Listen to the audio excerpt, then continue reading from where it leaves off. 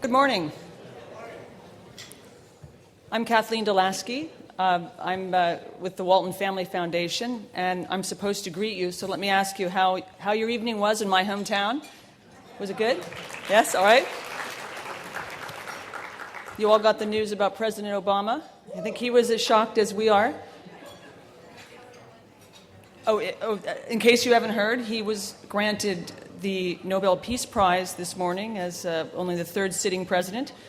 Yeah. So it's a lot of pressure.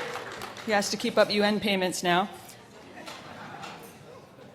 So I'm very honored to be able to introduce our breakfast guest this morning.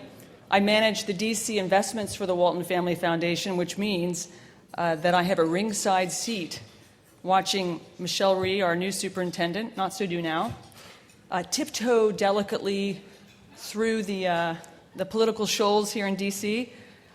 She's very shy and doesn't make much noise. That's why she was greeted yesterday by a large rally. It's been a rough week, but she's still smiling. So I just wanted to set the stage for those of you who didn't grow up in the city.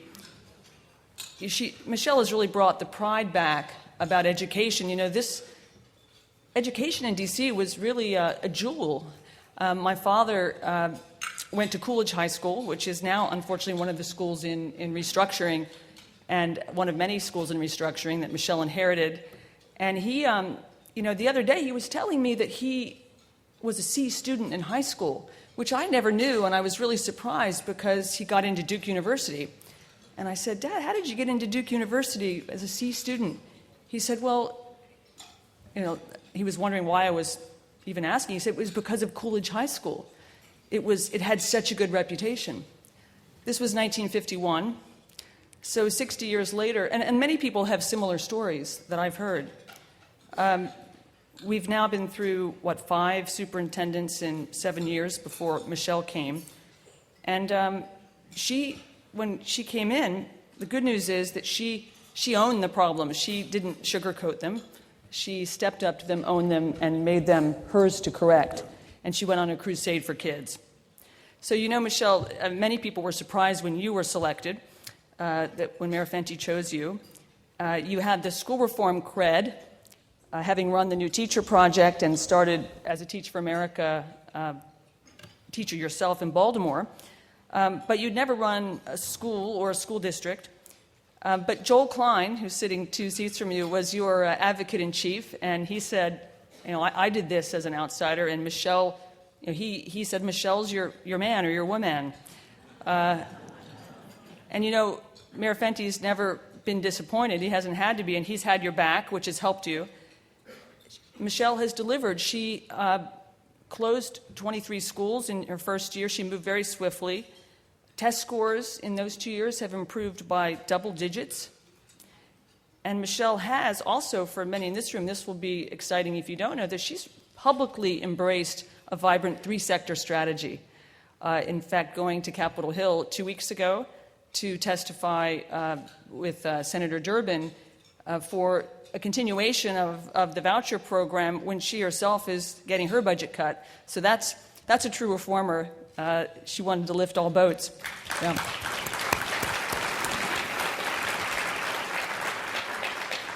I was also interested to see that your public opinion ratings in a poll done this summer were higher than the mayor's. So he doesn't have to be worried about your tough-talking attitude, which is how the Washington Post described her in a profile 2 weeks ago. So with that introduction, I should also say I hope you will be as blunt with us and open as you are with the newspapers. She herself said that Koreans are not known to be tactful, which I thought was an interesting quote. So with that introduction, I hope you will come and not be tactful.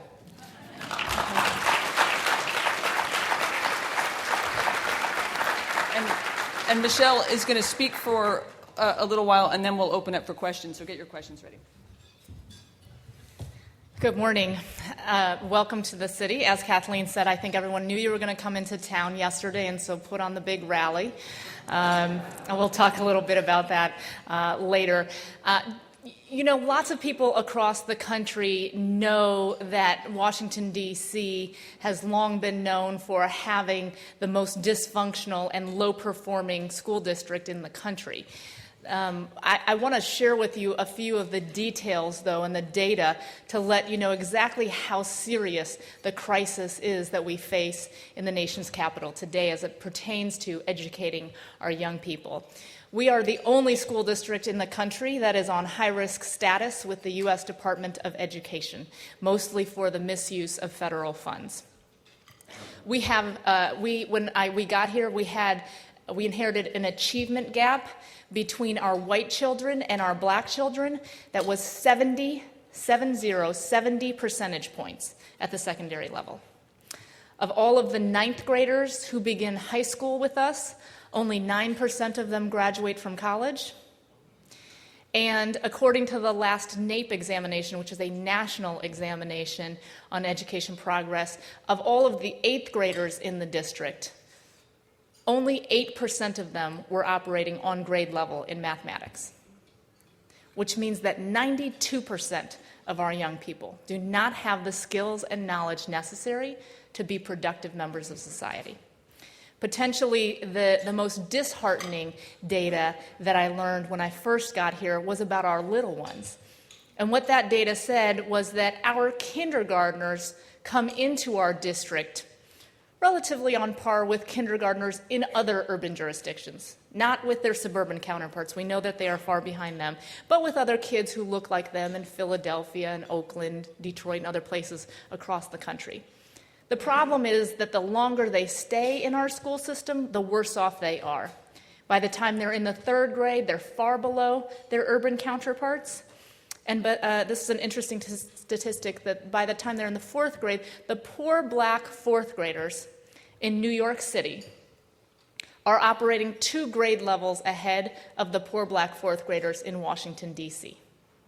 So for everyone who wants to blame the low academic achievement levels of kids on poverty and single-parent households and violence in the community, the last time I checked, the poverty in Harlem did not look all that different from the poverty in Anacostia. But those kids are operating 2 grade levels ahead of our kids, much because of the work of Joel Klein. So essentially, we have a system in which you are almost better off staying at home every day than you are coming to school. That's how much we do for you. So this is the system that I inherited when I got here. Not an easy job. And lots of people, when I first came, I was trying to figure out, well, where do I start? And lots of people came to me and said, first you have to figure out where the money is going. We spend more money per student in this city than almost any other urban jurisdiction in the country, but our results are at the absolute bottom. People are saying, where is the money going? So that's the first thing I did, was started trying to rooting out, where's the money? So I sent my people out, and one of the staff members came back to me one day and he said, did you know that we spend about $80 million a year transporting a few thousand special education kids through the system? And I did the back of the envelope math, and it turned out to be about $18,000 per kid per year. And I thought, okay, I don't know anything about running bus routes, but I know I can do better than that. For $18,000 a year, you can buy the kid a Saturn the first year and a driver for the Saturn every year after that, right? I can do better than that. And they said, that's what you don't know is that we have done such a poor job in the district of transporting the special ed kids that there was a court order against us. There's a consent decree. There's a court-appointed special master now, and he's allowed to spend as much money as he wants to, as long as he gets the kids to school on time, and all we can do is pay the bill. We have no ability to control costs. And I thought, that is the craziest thing I have ever heard. Until the very next day, when the same person came up to me and said, "You're never going to believe this one." He said, "We are responsible. Do you know that the districts are responsible for paying the private school tuition for special ed kids if they're not getting the services in the public schools that they need. And he said, and we're spending, upwards of $150 million on this tuition every single year. He said, I started looking through the files and how much money we're paying in tuition. He said, I just have one example for you. He said, I found one employee that we have. And in the case of this one child, she didn't fill out a form she was supposed to fill out.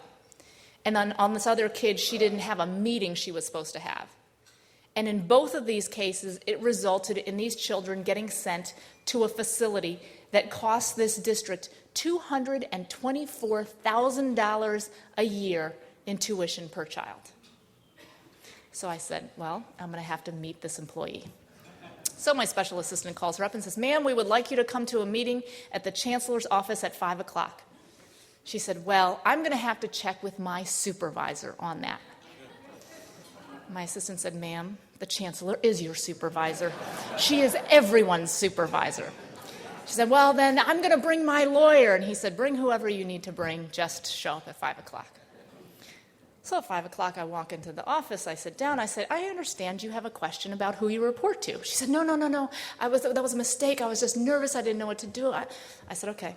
So I pull out the two folders. I said, this kid, you didn't fill out the form. This kid, the meeting. I said, you cost this district nearly $500,000 with the two mistakes that you made.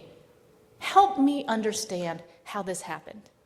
And she looked at me dead in the eye and said, well, you need to understand that I am a very busy person.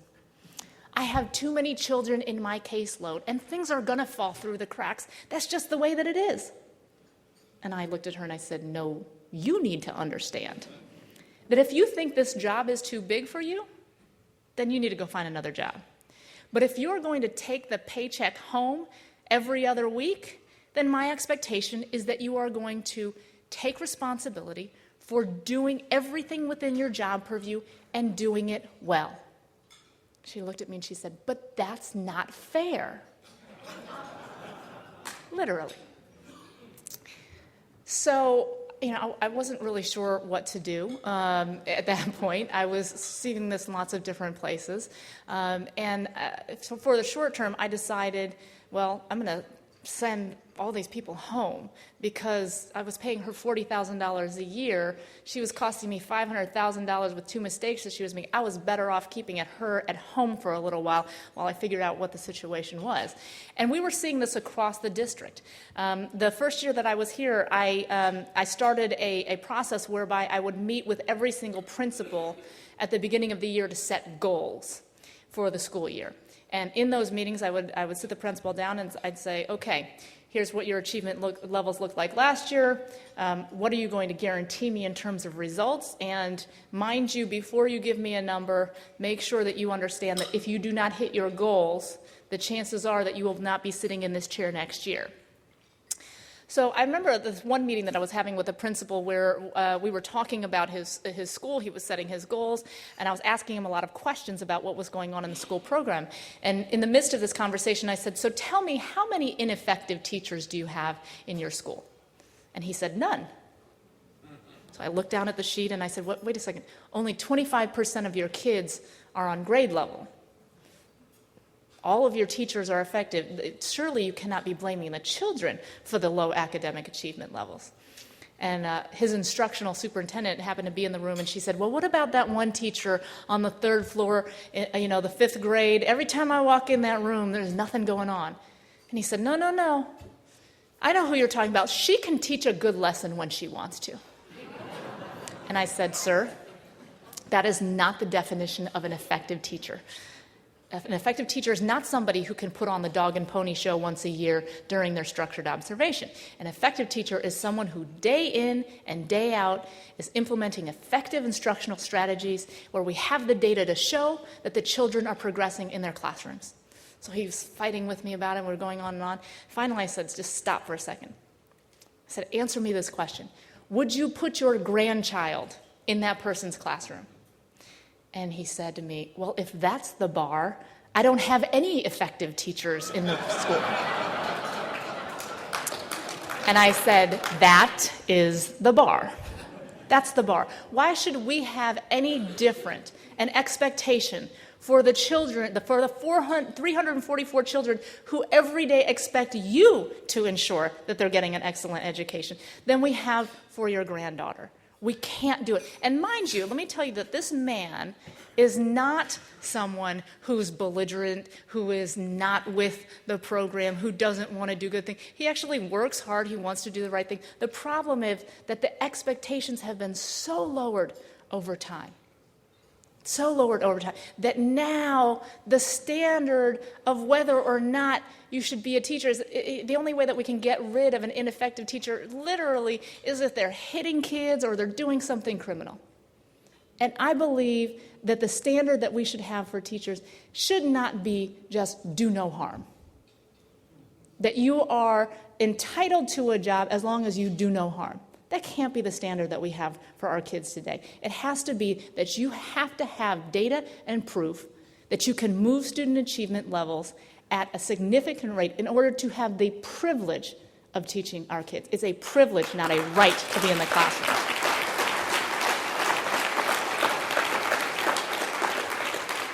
So lots of people say to me, and if you read the Washington Post editorial today from our Teachers Union president, George Parker, he'll tell you that Michelle Rhee mistakenly believes that you can fire your way into being a good district.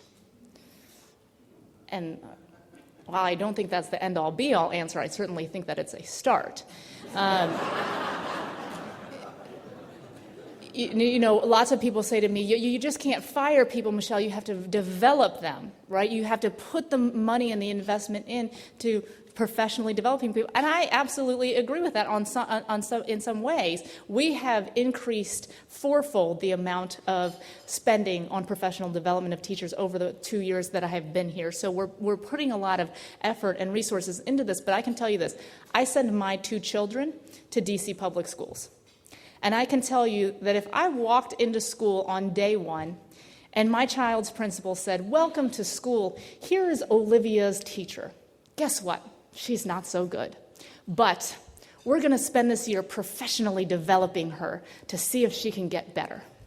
Olivia and her 23 friends may not learn how to read this year, but we think that's the right thing to do for the adult. There is no way I would accept that for my child. There is no way anyone in this room would ever accept that for their children. But we have scores of kids in this city who do not have the adult advocates in their lives, who know how to navigate the system and get to the good teachers, and so they are literally languishing in the classroom of ineffective teachers every single day. So say I was feeling generous that year and said, okay, fine, let's do that. It's the right thing to do for the system. Olivia and her friends don't learn how to read. They go into 2nd grade the next year, and they are unlucky enough to get another ineffective teacher. The research shows that, especially for poor and minority kids, if you have 3 highly effective teachers in a row versus 3 ineffective teachers in a row, it can literally change your life trajectory. Your chances for success in life are changed based on whether you can have 3 effective teachers in a row. So 1 year, 2, would we be willing to sacrifice 2/3 of a child's shot to have a successful life because we want to professionally develop 2 adults? Those are the things that we have to think about every single day as people are coming to us and saying, professional development, not firing. We have to realize that behind every single one of those decisions sit kids who have to be in those classrooms every single day. So my career before I became the chancellor here was all about human capital and teacher quality. And so when I came into this job, the first thing I did was I pulled together my best people. I called them the human capital strategy team. I sent them off. I didn't have them do any other work. And I said, just go figure out what we're going to do about our talent problem. They came back a few months later, and they were all excited. They had this deck they were going to show me. They put the first slide up on the wall and said, and what the slide said was, we believe, based on the data that we have available, that in 80% of the classrooms across the city, the children fail to move 1 grade level or more in a given academic year. Think about this for a second. In 80% of our classrooms, the kids are not moving at just one grade level in a given academic year. So I look at the slide, I'm like, well, that's not good news. What else do you have? So they walk me through all these things, we have to do this, we have to recruit, we have to professionally develop. And then towards the end, they said, we believe we have to completely turn teacher compensation on its head. Right now, everything is based on input differentials, how many years of service, whether you have your master's degree, national board certification, et cetera. None of those things actually have any kind of correlation to student achievement. So what we're going to do is have a completely outcomes-based differential in teacher salaries. And basically, they've described to me a compensation plan, which some of you may have heard about. If not, this is the way it goes. Every teacher in the system has the choice between the red tier of compensation or the green tier of compensation. On the red tier, people would get about a 20% raise in base pay. They would get a $10,000 cash stipend, and their rights and privileges would essentially have stayed the same. On the green tier, they would have gotten a 45% raise in base pay, $10,000 in cash, and they would have bonus possibilities that were huge based on student achievement growth. Just to give you a sense of this, right now a first-year teacher in this city makes $40,000 a year. That same teacher, if they went green and they were seeing the greatest gains in student achievement, would make up to $78,000 a year in their first year out of college. On the most tenured end, our senior teachers make about $68,000 a year.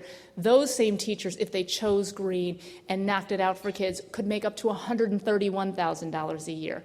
On the green tier, by your 7th year of teaching, you'd be making a guaranteed base salary of $100,000 a year.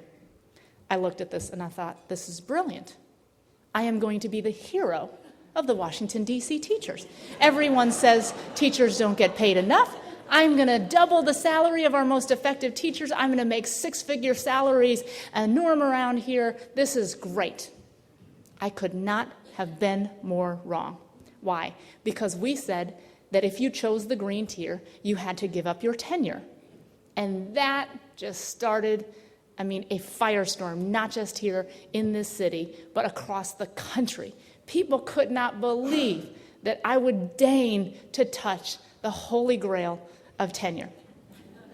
And let me tell you very clearly that 2 years later, we are still unable to come to agreement on this teachers' union contract, all over tenure, which has, by the way, absolutely no correlation to student achievement. So we are fighting right now for 2 years about something that has nothing to do with children.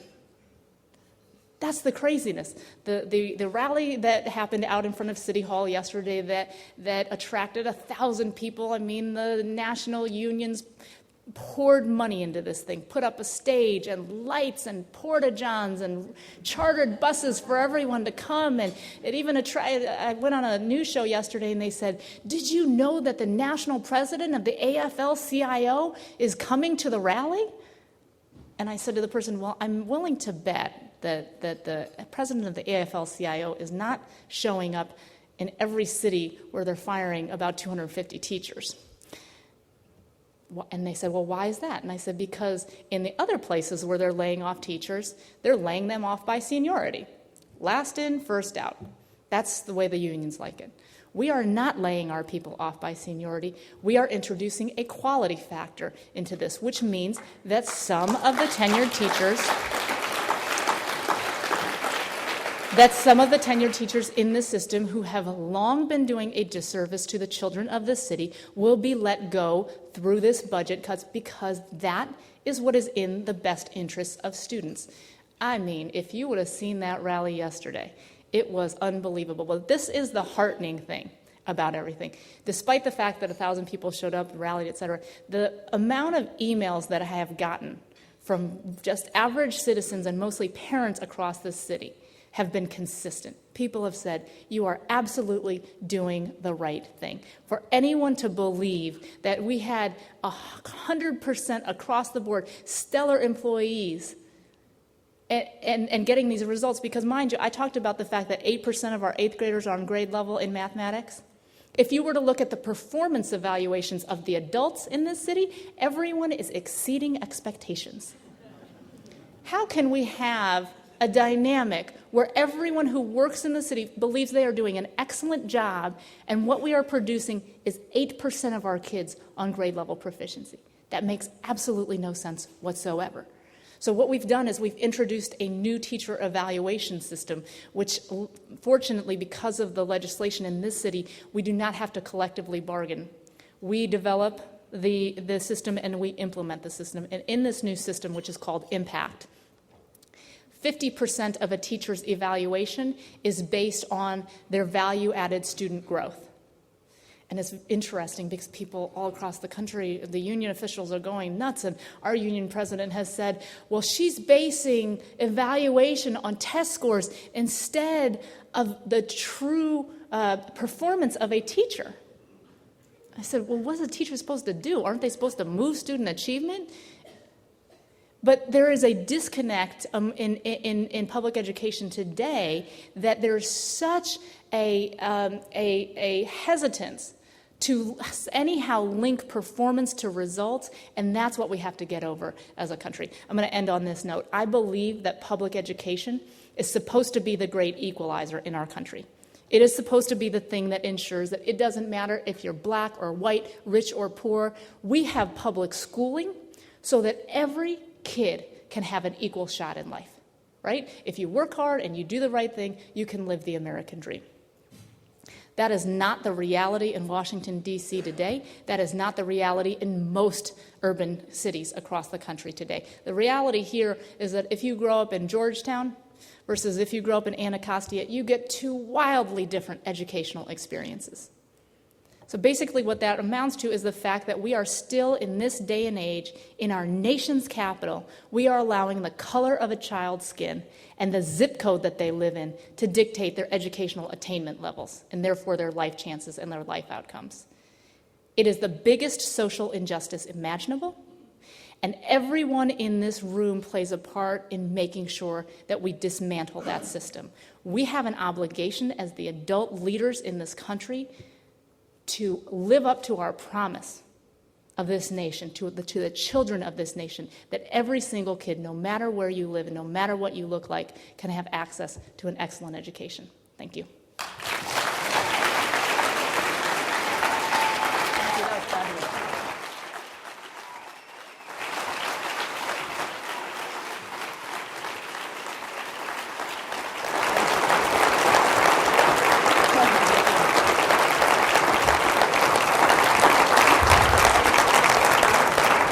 We're going to take some questions. Absolutely. We can end the week on a good note right after the tough week. So I get to ask the first question, then we'll open it up. And they've got mics. There's some folks standing out with mics, so get ready. We've got one person on each side. So a lot of the people in the audience are from cities and states that might want to try some of these strategies, or maybe they already have. But you have said, and Joel Klein has said, that you couldn't get this done without mayoral control. Yeah. So was mayoral control made possible in D.C., at least in part because the charter market had stolen or captured about a third of the market share, and it looked like it was heading even further up, and the city was worried about relevancy and wanted to compete? So, first of all, I will say definitively that I do not believe that radical and urgent school reform can happen without a mayoral control structure.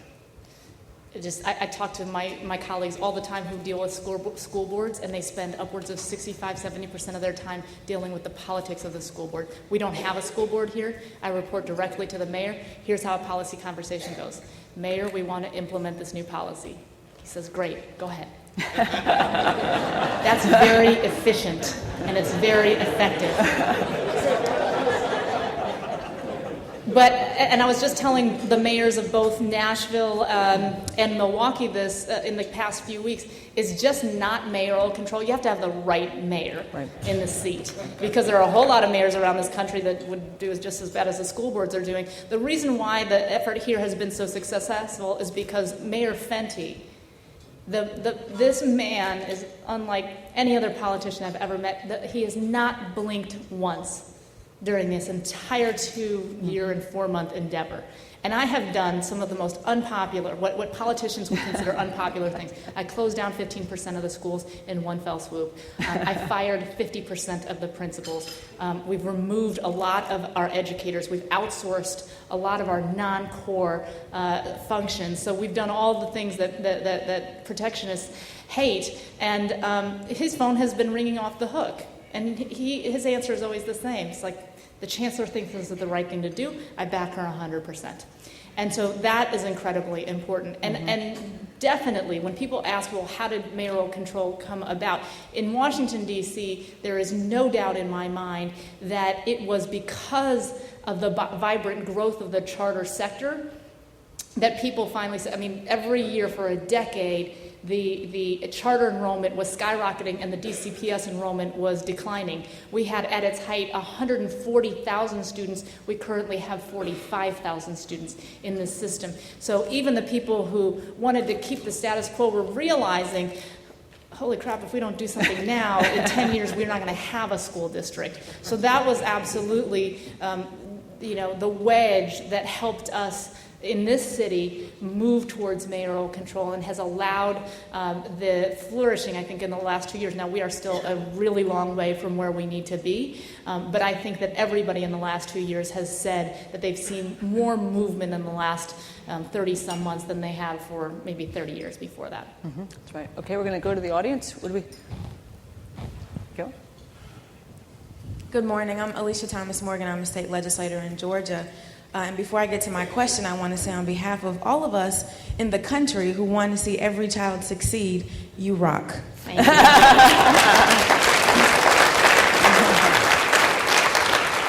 So for those of us who are from states or areas that are not going to see mayoral control anytime soon, I'm interested in learning what some of the lessons are that you've learned across these past 2 years that we can take on in terms of dealing with a teachers union that may be very much opposed to performance pay and other reforms. What can we do, and what are the lessons that we can take from your battle to get children the education they deserve? So one thing that I want to note is that state legislators can actually play a very significant role in education reform, more than you may know. You may think it's all about the locals, and a lot of it is. But the reason why we've been able to move forward on a number of things, and I'm going to talk about them in a second, are because we actually have D.C. legislation that says we can do these things. For example, I talked earlier about the fact that we've completely revamped the teacher evaluation system. If that was a negotiable item, we would never have gotten to the place where 50% of your evaluation is based on student test score growth. That's just the bottom line. But about 12 years ago, because of all of the infighting that was going on about evaluations between the unions and the district, it was actually Congress who stepped in and said, in D.C., the evaluation process is not on the table. It's not negotiable. This is a management right, and the unions are going to have to deal with it. So that's what's allowed us to move so aggressively in that direction. The fact that I can do this reduction in force, not based on seniority, is also because of legislation that we have in the district that says, here are the 4 factors that you must consider. Seniority is one of those factors, but we realize that school need and performance and all these other pieces are also part of the pie. Now, in the past, the district hasn't used that ability because they were scared of what, the lawsuits and the union and the protests and whatnot. But the fact that we actually had that at our disposal made the choice ours as to whether we were just going to bend to the union and do this by seniority or do it in a way that was right for kids. So, if you look at tenure laws and tenure legislation, a lot of those things also sit at the state level. So I would really encourage all of you to think about what legislation you can push at the state level that will actually give some cover and some flexibility and freedom to the districts that you serve. And I will say this, so I think it bears worth repeating. People say all the time to my boss, to Mayor Fenty, you are so brave. I can't believe that you, despite all of the naysaying and the protests and the opposition, that you're backing the chancellor. And what he says, he's like, I would love to just take all the adulation and pretend like I'm doing this and it's kind of knocking me in the face. He said, but I'll be honest with you. He said, everywhere I go across the city, the one thing that people always say to me is, keep going with the schools. So he actually believes that by acting in a way that everyone knows are the common sense ways to go about managing an organization, that people, the general public, realize that that is the right thing to do, and that he's benefited from that. So if you look at his poll numbers, I mean, he's very, very popular here. But this is an interesting poll number, is that not only is he very popular, but in the question that asked, what is the most important issue to you, 43% of the population said education. The second and third issues were crime and jobs at 12 and 13%. That is not what the statistics would have told you before he took mayoral control. It's because everywhere the man goes, it's all he talks about. And it's become a priority for the city because he's prioritized it. Great. Back here. Hi, Michelle. I'm Megan Allen. I'm a fourth grade teacher and the Florida Teacher of the Year. And thank you for all that you do for our students. I probably quote you every other week, so thank you very much. I'm interested in the evaluation tool you're talking about, with the 50% being the value added on the test scores. Can you talk about how you developed that evaluation tool and what the other 50% is? Sure. We actually developed this in concert with teachers. So we had over 60 focus groups over the course of the year with teachers, with great teachers from all over the city, saying, what should we evaluate you on? Because they already knew that the prior evaluation system was terrible. They felt like it didn't make any sense whatsoever. They didn't get any value from it. So it was teachers who said, effective teachers who said, yep, we have to look at value-added growth. This is the other thing that they said, though, which is probably the other major piece to our evaluation. A lot of teachers said to us, I don't completely trust my principal or my administration as being the only person who evaluates me. Some people were saying, look, my principal was a high school gym teacher. I teach autistic 3-year-olds. I don't have anything against the guy, but he just doesn't know what I'm doing every day. Other people who said, oh, I have a beef with my principal because he asked me to sponsor the chess club and I said no, and he took it out on me on my evaluation. All those things were valid. So what we did was we implemented, and we spent millions of dollars on this actually, a new model where we have master educators who are experts at their grade level and in their content area who do observations of teachers. Now, the principals will do them as well, but the master educators go in, they have no tie to the school, they have no political knowledge of what's going on in the school, and they just do an unbiased evaluation of how the teachers are doing. Teachers are now observed 5 times during the course of the year. The majority of those observations are unannounced observations because we just want to get a realistic sense of what are you doing every single day in your classroom without, putting on the dog and pony show. And some of our educators love it, some of them not so much. But again, it was developed with our most effective teachers. And I think, is it perfect? Probably not. But is it a step in the right direction? Absolutely. Mm-hmm. Good. Who's got the mic now? Another question? Got one? Any other questions here? There's one here. Anna? Just wait for the mic to come to you. Why don't you stand up, Anna, so they can see you? Can you talk about the role of parents in supporting you or not supporting you and having to figure out your rallies, your efforts? Could everybody hear the question? She was asking about parents and the importance of parents and their support and whether they've been out to rallies to support me. It's funny, yesterday when the rally thing was going on, I got an email from a parent. She said, this is so crazy. You're doing the right thing. We who have our children in this system know you're doing the right thing. And she said, I wish that we could stage a counter rally for you. And I said, I appreciate it. But the bottom line is that people who really know what we're doing and know it's the right thing, I mean, they have jobs. They're not sitting around all day waiting to testify at a city council hearing or picket in front of my office. They have jobs. They have lives to live. We do need to do a better job of figuring out how we can capitalize on the incredibly broad-based support that we have. Because if you're a city council member in this city and all you do is sit in the council chambers and listen to the parade of nuts who come in and talk about how crazy I am, you would think that everybody in the city hates me. Right? But so you don't have a broader view to know that the people who are at work actually think that we're doing a good job. So we do need to figure out how do we sort of capture those people, and how can they show their support even if they can't actually show up in places to protest and that sort of thing. I do think it's important. But I will say this, a lot of people say, well, it's the parents. The parents are part of the problem. And we certainly don't have the level of parent engagement that we need. But we also have a problem in that in our schools, we treat parents extraordinarily poorly. If you are a parent in this district, you walk into your kid's school, the receptionist is talking on her cell phone to her friend. She makes you wait for 30 minutes before maybe she helps you, maybe she doesn't. So parents don't feel welcomed in the schools. They don't feel a sense of customer service. Our staff don't treat them as if they are the constituents and they're the customers. So we actually have to shift the culture to make sure that we are oriented towards serving our students first and foremost, and then their parents. And then I think we'll see more parent engagement. Is there another question? Oh, we've got two back here now.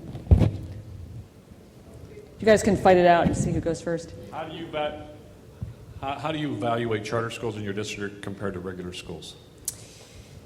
So we take the same test that the charter schools do, and I think that's incredibly fortunate because then you can do an apples-to-apples comparison. Something very unusual has happened in the city, which is that now, if you take a typical district, it goes up, 2% a year or something like that, and had that remained the trajectory that we were on, nothing would have changed in the dynamics between the public schools and the charter schools for a very long time. Since I've come in, just as an example, in elementary math alone, the kids have gone up about 20 percentage points in the last 2 years. And so what that has done is now, on the whole, the district elementary schools are outperforming the charter elementary schools. The problem with this is charter schools, if the charter movement has as broad a spread of achievement as the school district does, that's not a good thing. Right? And what happens is we have some unbelievable charter schools in the city. I mean, true models for how we should run a school. Their results are being watered down by the fact that we also have a few really crappy charter schools in the city. So what we need to do is be very aggressive about shutting down the poor performing charters so that the sector overall can look a whole lot better.